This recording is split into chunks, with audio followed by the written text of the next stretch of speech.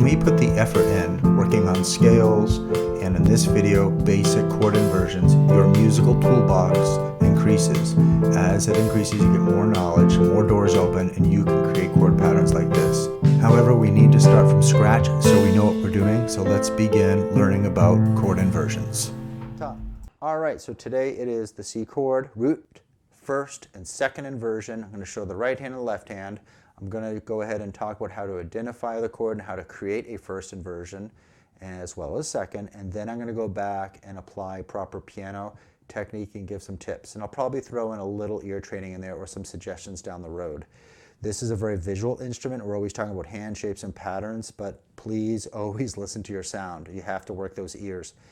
Also, I've noticed with students who have the scale down that corresponds with the chord and chord inversion, they learn a lot faster. If you don't know this, we're playing the C scale, all white notes. I have a link in the description that you should definitely check out and learn.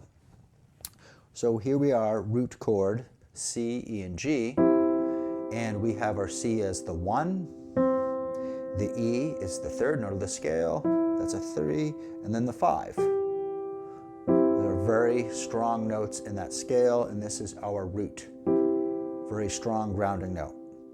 Now let's make a first inversion. That means we're basically going to change the chord. We're going to alter it just from one note. Think bottom, always think bottom here, which is C. We're going to take that C, and that C is going to go all the way to the top. So now first inversion looks like this. E's on the bottom. So we have E, G, and C. You can say that out loud if that helps you. Same process. We're playing first inversion. Now we're going to go to the second inversion, which means we take this E, just like we did in the previous step, take that E, goes to the top.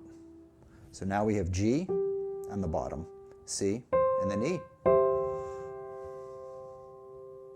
Let's talk about the chords and fingering hand shapes. So when we're playing the root, think arm weight, you're not pressing in too much, hands slightly curved. You're feeling the bottom of the key bed, and try to not splat. Okay, just try to even play. Listen to your sound. Now, hand shape time. Our first inversion, we just discovered E's on the bottom. We have our 1, 2, and 5. That's the fingering. Think about our arm weight. Going to see the different hand shape.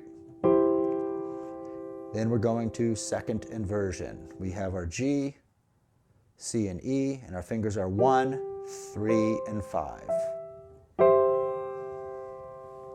So I brought up arm weight. Another tip, when you feel like you can get to these notes quickly, try to mix it up. Take your hand away and say, how fast can I try to find the second inversion?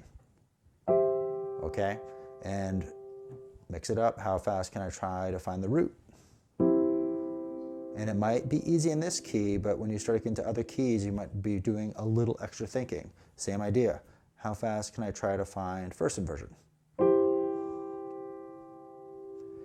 Sorry to interrupt real quick. If you're finding value out of this video, could you hit the thumbs up button, because then it reaches other awesome viewers like you. Let's get back to the lesson. Here we go, left hand. I'm going to explain this clearly, but I'm going to just quickly mention that we went over some of the steps. For instance, our root position is our 5, 3, 1, and then we make a first inversion, which we know how to do that now. So now our fingering for the left hand will be 5, 3, 1. And second inversion, we know how to do that from learning this step there. So now it's 5, 2, 1. Play it together. Now I'm going to play just the right hand, whole notes, and I'm going to use the pedal. As I have the pedal down, I'm going to get in position of the next chord. You can go ahead and watch me first, and then I encourage you to play with me because you'll learn better, and it's a physical involvement which works with me, hands-on learning. Ready? Here I go. 1, 2, 3, 4. 1, 2, 3, 4. 1, 2, 3, 4. 1, 2, 3, 4. 1, 2, 3, 4. For saving some time, I also recommend when you're practicing this, and then finishing it. I avoided that just to save some time, but you can throw that in your practice. Left hand time. Here I go. Begin now.